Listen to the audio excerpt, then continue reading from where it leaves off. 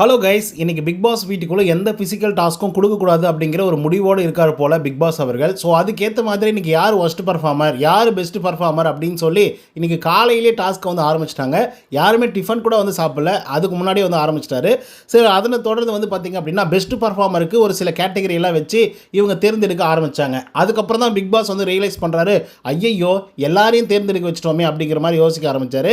ஏன்னா பிக் பாஸோடைய ரூல்ஸில் வந்து பார்த்திங்க அப்படின்னா அதுவும் இந்த சீசனில் சூப்பர் டீலக்ஸ் ஹவுஸில் இருக்கக்கூடிய ஆட்களை வந்து பெஸ்ட் பர்ஃபார்மர் அப்படின்னு வந்து தேர்ந்தெடுக்கக்கூடாது. ஏன்னா அதில் தேர்ந்தெடுக்கக்கூடிய ஆட்களுக்கு வந்து தலைவர் போட்டியில் பங்கு கொள்ளக்கூடிய ஒரு வாய்ப்பு வந்து கிடைச்சிடும் இல்லையா.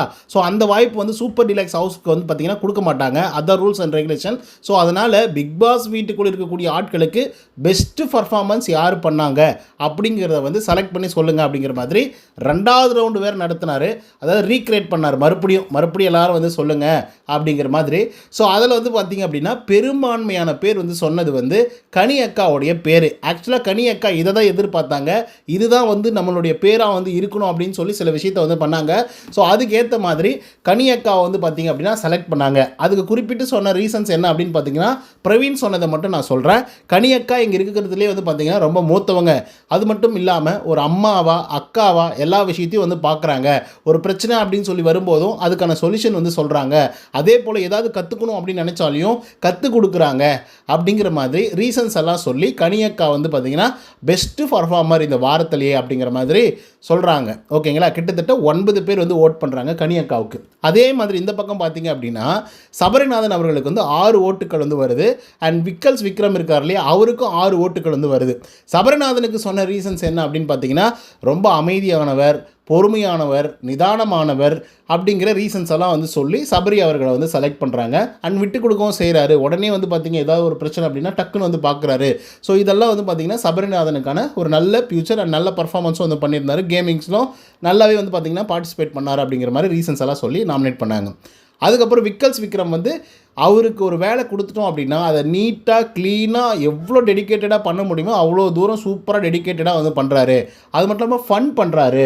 அவருக்கு வேறு ஒரு முகம் இருக்குது, அது அவ்வளோ அழகாக சூப்பராக ப்ரெசென்ட் பண்ணுறாரு அப்படின்னு சொல்லி சில ரீசன்ஸ் எல்லாம் சொல்லி அவரை நாமினேட் பண்ணுறாங்க. இப்போது 2 பேரும் ஈக்குவல் பாயிண்ட் இருக்காங்க. விக்ரமும் வந்து பார்த்திங்க அப்படின்னா 6 பாயிண்ட்டு, சபரிநாதன் அவர்களும் 6 பாயிண்ட்டு. ஸோ இவரில் வந்து பார்த்திங்க அப்படின்னா யாராவது ஒரு ஆள் தான் செலக்ட் ஆக முடியும். ஓகேங்களா.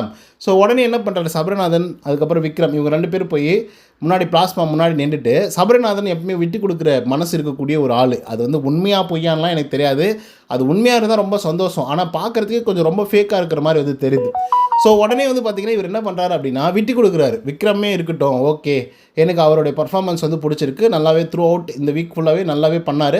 ஸோ அதனால் வந்து நான் அவருக்கு வந்து இதை விட்டு கொடுக்குறேன் அப்படின்னு சொல்லி விட்டு கொடுத்துட்டு போகிறாரு. இங்கே பாருங்கள், இதுதான் எனக்கு வந்து சுத்தமாக எனக்கு பிடிக்கவே மாட்டேங்குது சபரிநாதன் கிட்ட. நான் வந்து என்ன சொல்கிறேன்னா, நீங்கள் வந்து பார்த்திங்கன்னா ஒரு உழைப்பை போடுறீங்க, ஒரு வேலையை செய்கிறீங்க, அதுக்கான பே ஆஃப் வந்து நீங்கள் வந்து எடுத்துக்கணும் இல்லையா, அதுக்கான வேல்யூ வந்து நீங்கள் அனுபவிக்கணும் இல்லையா. ஸோ அதுக்கு தான் நீங்கள் பிக் பாஸ் வீட்டுக்குள்ளே வந்திருக்கீங்க. எல்லாத்தையும் விட்டு கொடுத்துட்டு போகிறதுக்கு போய் எதுக்கு நீங்கள் பிக் பாஸ் வரணும் எனக்கு புரியவே இல்லை. இப்போ நாளைக்கு வந்து நீங்கள் டைட்டில் வின் பண்ணுறீங்க, நல்ல வாக்குகள் வந்து வாங்குறீங்க. ஸோ அதுக்கப்புறம் டைட்டில் வின் பண்ணி உங்ககிட்ட கப்பை கொடுக்கும்போது இல்லை எனக்கு வேண்டாம், அதுக்கு அடுத்தா இருக்கக்கூடிய ஆட்களுக்கு வந்து நான் கொடுத்துருவேன் அப்படின்னு சொல்லி கொடுத்துருவீங்களா? இல்லை 50 லட்ச ரூபா ப்ரைஸ் கொடுக்குறாங்களே அதை நீங்கள் கொடுத்துருவீங்க? இன்கேஸ் உங்களுக்கு கொடுக்கக்கூடிய மனமே இருந்தாலும் கூட கொடுங்க, அதுக்கு எதுக்குங்க பிக் பாஸ்க்கு வரணும் அப்படின்ற மாதிரி வந்து எனக்கு தோணுதுப்பா. எனக்கு personally I feel like this only. ஓகேங்களா. உடனே பிக் பாஸ் அவர்கள் இந்த மாதிரி இந்த விட்டு கொடுத்து ஆடுற ஆட்டமெல்லாம் ஜிம்காவான வேலையெல்லாம் வந்து செய்யக்கூடாது.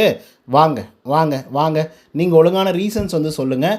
மக்கள்லாம் வந்து ஓட்டு போட்டோம், மக்கள் மீன்ஸ் அங்கே இருக்கக்கூடிய ஹவுஸ்மேட்ஸ் வந்து ஓட்டு போட்டோம், அதுக்கப்புறம் டிசைட் ஆகணும் அப்படின்னு சொல்லி டிசைட் பண்ணாங்க. ஸோ அதுக்கப்புறம் வந்து பார்த்திங்கன்னா விக்ரம் பெஸ்ட்டா இல்லை வந்து சபரிநாதன் பெஸ்ட்டா அப்படின்னு சொல்லி வரும்பொழுது சபரிநாதன் அவர்களை தான் எல்லாருமே வந்து பார்த்திங்கன்னா சூஸ் பண்ணாங்க. ஏன்னா ஹியூமனிட்டியோடு வந்து இருக்கார், எல்லா வேலைகளையும் இழுத்து போட்டு செய்கிறாரு, யாருக்காவது அடிபட்டுச்சு அப்படின்னாலும் வேகமாக ஓடி போய் பார்க்குறாரு அப்படின்ற நிறைய கருத்துக்களை வந்து முன் வச்சு சபரிநாதனுக்கு அதிகப்படியான வாக்குகள் வந்து கொடுத்தாங்க. ஸோ அதனால் அப்புறம் சபரிநாதன் அதுக்கப்புறம் கனி இவங்க 2 பேருமே செலக்ட் ஆகிறாங்க பெஸ்ட் பர்ஃபார்மர்ஸ் அப்படின்னு சொல்லிட்டு.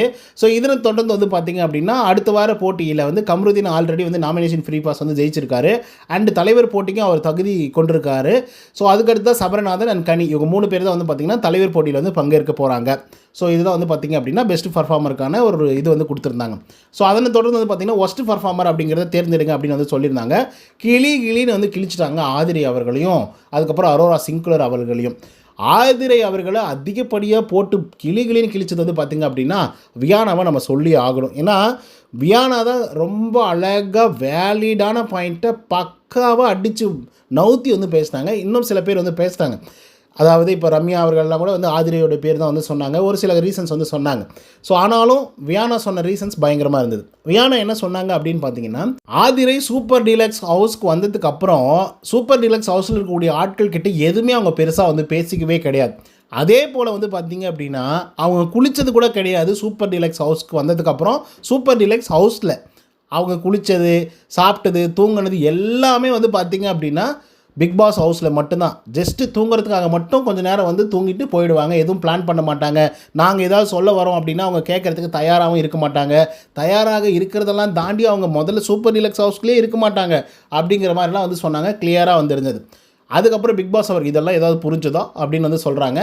ஸோ அப்படி சொல்லும்போது வந்து பார்த்திங்கன்னா மறுபடியும் வியானா அவர்கள் வந்து சொல்கிறாங்க. என்ன சொல்கிறாங்க அப்படின்னா, ஒரு டாஸ்க் வந்து வந்துச்சு, ஓகேங்களா? அந்த டாஸ்கில் வந்து பார்த்திங்க அப்படின்னா ஃபஸ்ட்டு வந்து எஃப்ஜேவுடைய ஃபோட்டோ வந்து எடுத்தாங்க. எஃப்ஜேவோட ஃபோட்டோ எடுத்து அதுக்கப்புறம் எஃப்ஜே வந்து எவிக்ட் ஆனார். ஆனால் பிக் பாஸ் அவர்கள் இந்த ரவுண்ட் வந்து டிஸ்குவாலிஃபை ஆகிடுச்சு அப்படிங்கிற மாதிரி சொல்லிட்டாப்ல. அப்படின்னு சொன்ன உடனே எஃப்ஜேவுடைய ஃபோட்டோ வந்து பார்த்திங்கன்னா அதோட முடிஞ்சிருச்சு.